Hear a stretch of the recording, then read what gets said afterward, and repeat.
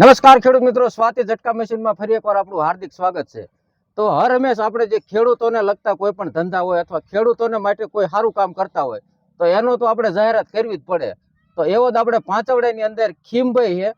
ખીમભાઈ ઘણા એટલે કે 10 વર્ષથી આ રોપના બિઝનેસ સાથે સંકળાયેલા છે અને પોતેને એક અંદરથી એવું છે કે કંઈક ખેડૂતને સારી વસ્તુ આપીએ, જેમ કે સાનિયા અને રેવા આવા બધા મરસીના રોપો પોતે હાથે બનાવે છે। અને ખીમભાઈ નો આપણે પરિચય લઈને વાતને આગળ વધારશું। ખીમભાઈ, આપણે કેટલા વર્ષથી બનાવો છો? આપણે છેલ્લા 8 વર્ષથી આ રોપા બનાવીએ છીએ।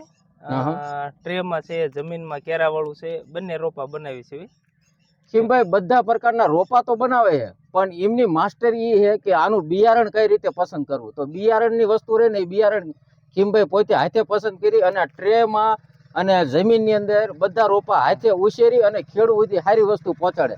આપણે રોપડાઓ આપણે જો બકાલાના ધંધા એ જોડાયેલા હોય તો બકાલું કરતી વખતે આપણે જો સારી ક્વોલિટીનું બિયારણ ન પસંદ કરી શક્યા તો આપણું આખી સિઝન ફેલ જતી હોય છે। એટલે આખા ગુજરાતની અંદર તમે સારામાં સારા રોપડા ક્યાંય ઓર્ડર કરવા માંગો હો, આજુબાજુના ગામડાવાળાને કોઈને રોપડા અથવા કોઈ પણ રોપની ધરુની જરૂર પડે છે તો ખીમભાઈનો એકવાર અવશ્ય કોન્ટેક્ટ કરજો। ખીમભાઈ, આપણે કઈ જગ્યાએ આવવાનું?